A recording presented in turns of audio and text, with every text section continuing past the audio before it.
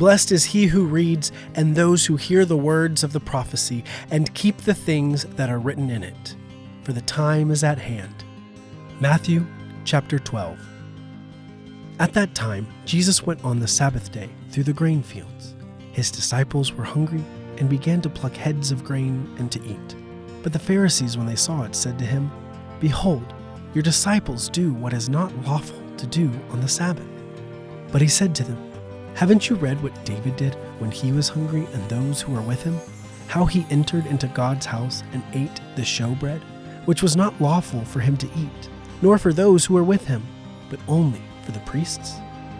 Or have you not read in the law that on the Sabbath day the priests in the temple profane the Sabbath and are guiltless? But I tell you that one greater than the temple is here. But if you had known what this means, 'I desire mercy and not sacrifice,' you wouldn't have condemned the guiltless, for the Son of Man is Lord of the Sabbath."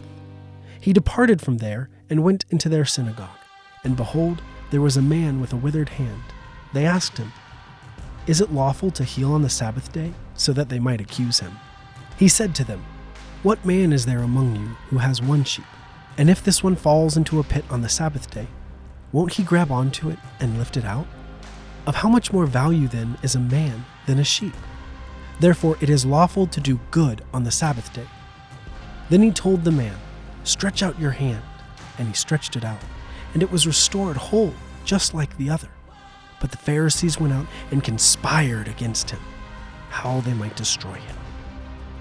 Jesus, perceiving that, withdrew from there. Great multitudes followed him, and he healed them all, and commanded them that they should not make him known, that it might be fulfilled which was spoken through Isaiah the prophet, saying, "Behold, my servant whom I have chosen, my beloved, in whom my soul is well pleased. I will put my spirit on him. He will proclaim justice to the nations. He will not strive nor shout, neither will anyone hear his voice in the streets. He won't break a bruised reed. He won't quench a smoking flax until he leads justice to victory. In his name, the nations will hope." Then one possessed by a demon, blind and mute, was brought to him, and he healed him, so that the blind and mute man both spoke and saw. All the multitudes were amazed and said, "Can this be the Son of David?" But when the Pharisees heard it, they said, "This man does not cast out demons except by Beelzebub, the prince of demons." Knowing their thoughts, Jesus said to them, "Every kingdom divided against itself is brought to desolation, and every city or house divided against itself will not stand.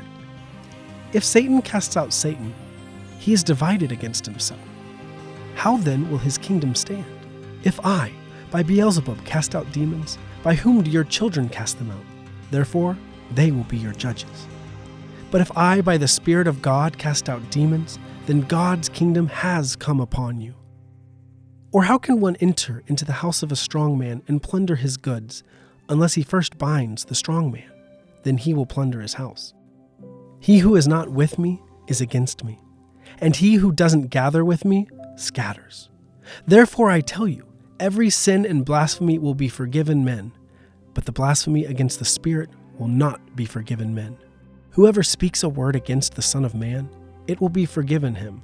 But whoever speaks against the Holy Spirit, it will not be forgiven him, either in this age or in that which is to come.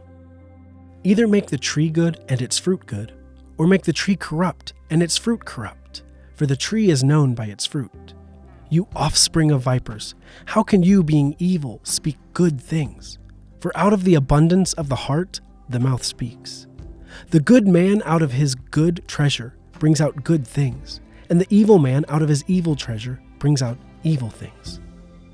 I tell you that every idle word that men speak, they will give account for it in the day of judgment. For by your words you will be justified, and by your words you will be condemned. Then certain of the scribes and Pharisees answered, "Teacher, we want to see a sign from you." But he answered them, "An evil and adulterous generation seeks after a sign, but no sign will be given to it but the sign of Jonah the prophet.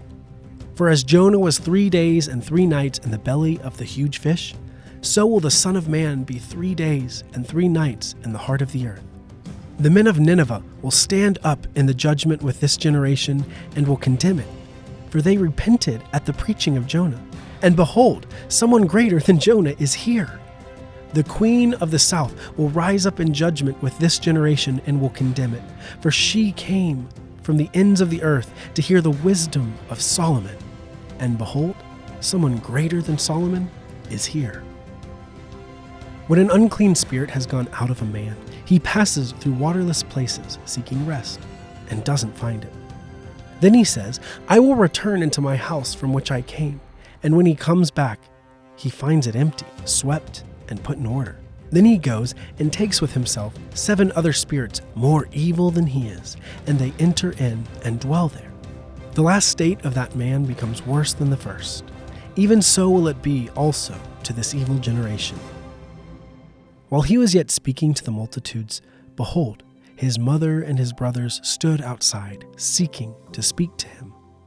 One said to him, Behold, your mother and your brothers stand outside, seeking to speak with you. But he answered him who spoke to him, Who is my mother? Who are my brothers? He stretched out his hand toward his disciples and said, Behold, my mother and my brothers. For whoever does the will of my Father who is in heaven, he is my brother and sister and mother.